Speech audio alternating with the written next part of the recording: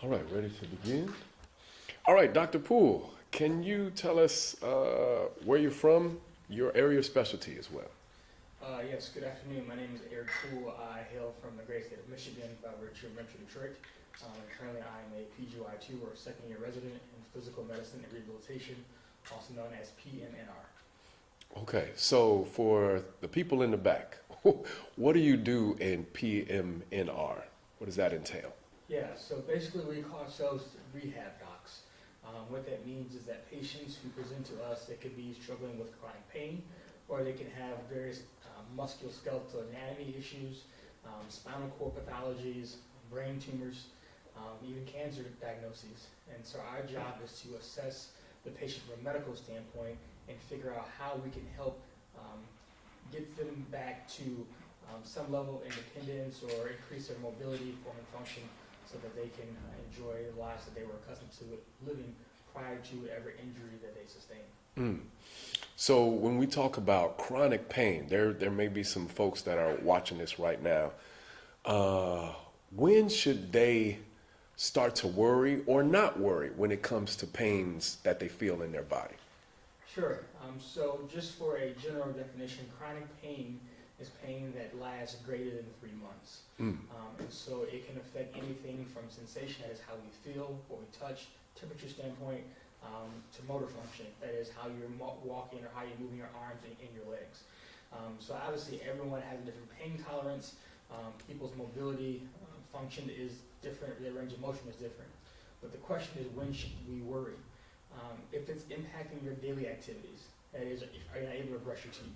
Are you not able to walk comfortably? Is it affecting your posture? Are you holding things in your hand and they just automatically fall down? Are you having any numbness or sensation going through any part of your body? Are you having things like bowel or bladder incontinence, which could be a emergent situation, that is, you're not able to hold your urine or hold your fecal matter because the nerves are so affected in that part of your vertebral column. Okay, that brings up a question that I know we receive a number of times, all the time when we talk to different physicians. Numbness, you mentioned that. Is it okay to have periodic numbness that comes and goes? Is that a warning sign of something else? That's a question that we get a lot. Sure. So it's not okay to have numbness or tingling because that's not normally how our body is designed. However, people can and do live with persistent or constant chronic numbness and tingling. And so that can be from various, that can be due to various reasons.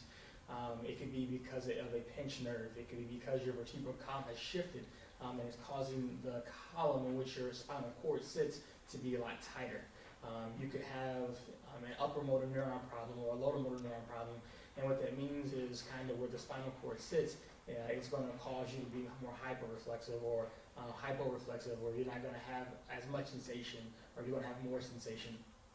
So again, numbness and tingling is not normal. People can and do live with it, but when it becomes a problem, obviously that's when you come see a specialist so that we can kind of diagnose and see if it's more of a radiculopathy, something that occurs when the spinal cord exits from the vertebral column and it gets pinched, or is it a neuropathy, which is totally sensory, and there are no motor components that are involved. Wow. So when it comes to the patients that you see in PMNR, is there something that you wish they would do or know before coming to see you for those patients out there? Yeah, sure. So right now I'm rotating through an MSK or an EMG or a pain block. And so these patients who live with this chronic state of pain or have had these injuries or these ailments for a while, they're pretty knowledgeable about kind of what's going on. But I think it's about setting expectations, right? Because when you come in to see us, as I stated earlier, you can live, or some people do live, in this chronic state of dis-ease or disease. I, as a physician, am not able to totally erase the problem. I can identify it and I can treat it, but you have to understand that it can be multidisciplinary. One specific thing, or is not one answer to issues that patients have been dealing with for a while. So what do I want patients to know? What do I want them to come in with? Or what are your expectations? Mm. Right? What are you looking for us to do, and how can we meet in the middle if I can't completely address that one expectation or that one solution that you're looking for? Mm. So you would say, don't always, people say, I'm going to tough it out. Sure. I'm going to push through. Yeah. That's not a good thing, I'm hearing. That's what I'm hearing. So pain is your friend. Okay. Pain is a reminder that you should not be doing something. If it hurts you, then stop. Mm. So I would say arguably, yes, Right. don't tough it out. It doesn't make you any more or less of a person if you have this ailment or this pain, this condition, and it's causing you to stop. You have to reassess. You have to figure out how far can I push myself before I hurt myself. Mm. That's good. That's good. All right, doctor, last question. Was there a defining moment in your life or something happened that made you want to become a physician? Sure. Yeah, here you go again with this loaded question. I can talk about that for hours. When I was 12 years old, I was diagnosed with type 1 diabetes. During that year, my mother was also diagnosed with breast cancer. The week that I was diagnosed, my grandfather died of a heart attack, and the day that I was diagnosed was actually my father's birthday. Wow. My uncle also died of a heart attack as well.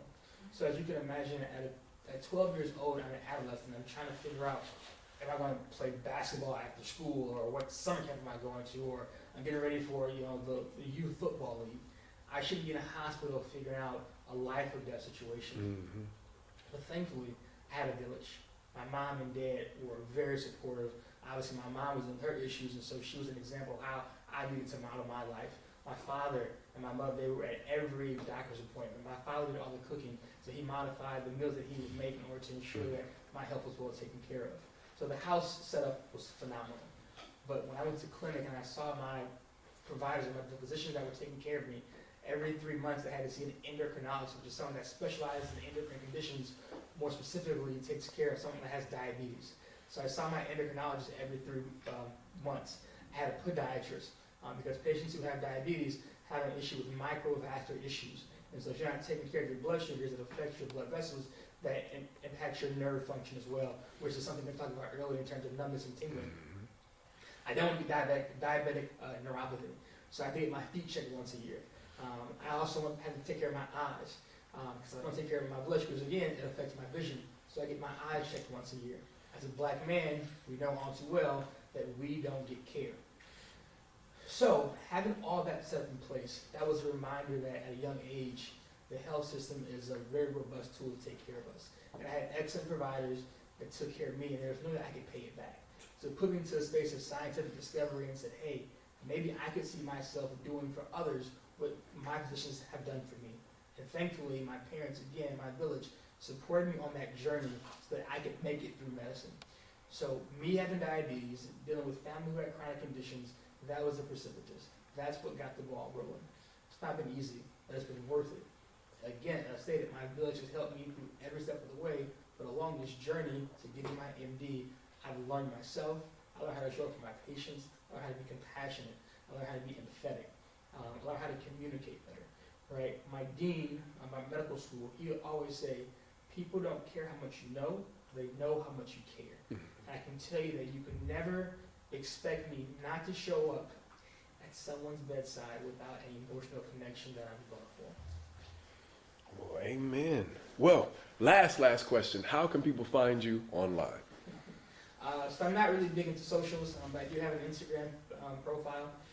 You can go to my Instagram, Poole, P as in Papa, OOLE .MD as in medical doctor, Poole.MD. That's my Instagram handle.